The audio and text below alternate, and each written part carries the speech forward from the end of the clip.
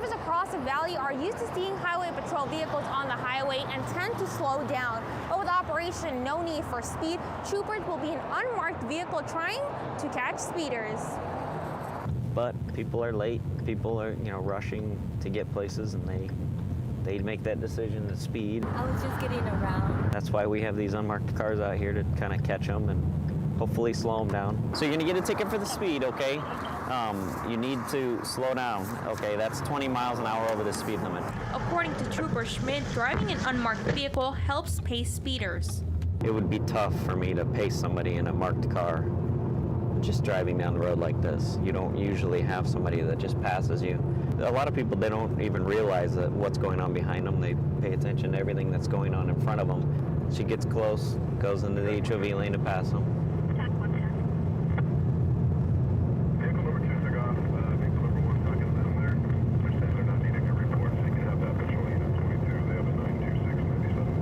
So we'll stop her.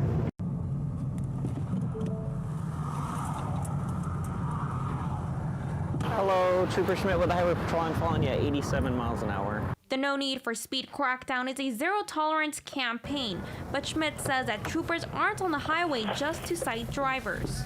We can go a day with no tickets, and we can go a day with a lot of tickets. We can go a day with warnings, some of each.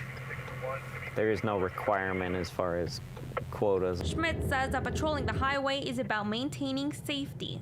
I would say speed is definitely a factor into how gruesome the accidents can be. I don't want to see a kid get hurt. I don't think anybody wants to see a kid get hurt, and those are just not scenes that you want to go to.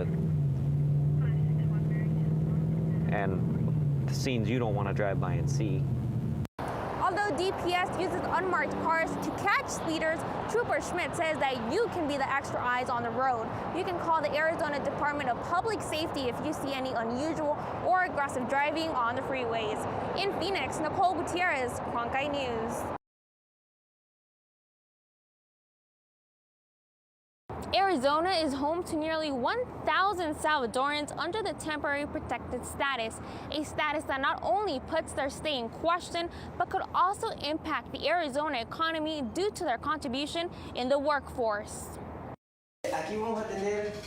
Rolando Palacios just agreed to rent this space for 5 years. He's currently a plumber. He plans to open the ice cream shop in February, hiring 5 employees. But after months of construction and thousands of dollars invested, the future of his business is uncertain. For now, I'm here legally, but in 18 months, I'll be illegal. Palacios came to the United States illegally 22 years ago, but for the past 17 years, Palacios has been protected under TPS, a temporary protected status enacted after a natural disaster in El Salvador. There are millions of people who are in limbo and who cannot advance to a green card. And not only will they be returning by themselves, but they may be returning with U.S. citizen children. I love this country because it gave me the most important thing. This country has given me my children. That's why I'm going to fight to stay here. It's unfair because we came here to work. This is an ice cream business. I'm creating work. I'm creating work for my family and for other people. Arizona has an estimated 123,000 Latino-owned companies, and about 30% of those are immigrant-owned. Palacios' children, Andrea and Juan, are his motivation to stay in the U.S. I want to stay here. I want to stay here. I'm going to accomplish the dreams that I have of staying here and continue with my business. I want this business for my kids and for my wife. I don't want them to struggle like I once did. Palacios says that he'll do whatever it takes to stay in the United States. That means even staying here illegally if the president does not extend the protected status or if Congress doesn't create a protection for people with TPS. In Phoenix, Nicole Gutierrez, Cronkite News. Although teachers say a pay raise would be beneficial, some believe that the pay raises should go to everyone on campus, including the support staff and those in the classroom. I'm a second grade teacher. I have a son and a daughter that go to public schools. This is not a game for me. This is my children's life. This is my profession. When it comes to our kids, we must never stop working for them. One way we work for our kids is by rewarding our teachers. Teachers like Alexis Aguirre says a teacher's raise doesn't solve the education crisis they're fighting for. What we're focused on right now is having a comprehensive educational funding reform, because teacher salaries are just one symptom of the crisis in Arizona. The crisis is not just teacher salaries. The crisis is educational funding for our public schools. Along with the increase in teachers' pay, Ducey says there will be funding for school resources, a plan Aguirre hopes Ducey upholds. We don't have buses. Our schools are crumbling. We don't have ACs that work. We don't have the materials we need to provide successful lessons for our students. But as a teacher with a contract, Aguirre says there's only so much she can say. As a parent, you can say things that we could never say as teachers. Parents and voters are our biggest allies in this. Aguirre hopes that Ducey revises a plan he proposed to include an increase of pay for school staff too. We cannot run the school by ourselves as teachers. If all of our support staff was to call in or not to be here at school, the school would have to shut down.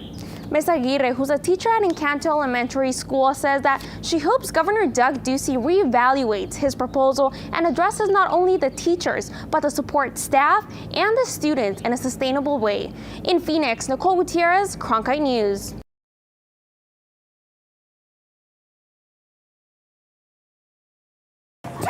Women come in after the fact that they've been attacked. At the East Valley Krav Maga Training Center, people, specifically women, are practicing an Israeli self-defense system to not be victims of any assault. Everything that you learn is kind of broken down for you. So you try it slow, then you try it fast, then you try it with a partner.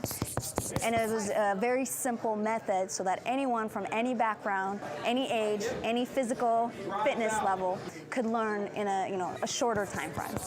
Krav Maga is a fighting system that was developed for the Israel Defense Forces. But here, it teaches students to use parts of their body in effective ways to target the most vulnerable parts of an attacker. The most common attacks on females are things like choking and bear hugging from behind. Hofrichter says it doesn't take a lot of muscle power to get out of a situation. You can actually use your body to leverage yourself out. Assault at times may derive from cultural backgrounds, according to Hofrichter. Male, in our culture, males are told not to hit women. You don't hit your classmates. And so it kind of creates this mentality where you cannot hit a woman.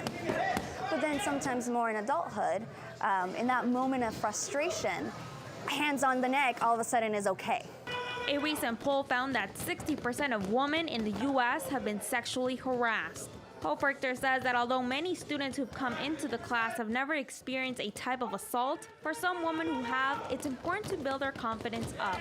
Maybe we're practicing a drill where they have to have their eyes closed and then they get attacked. Maybe take away the eyes closed portion of it and build her up from there. In Tempe, Nicole Gutierrez, Cronkite News.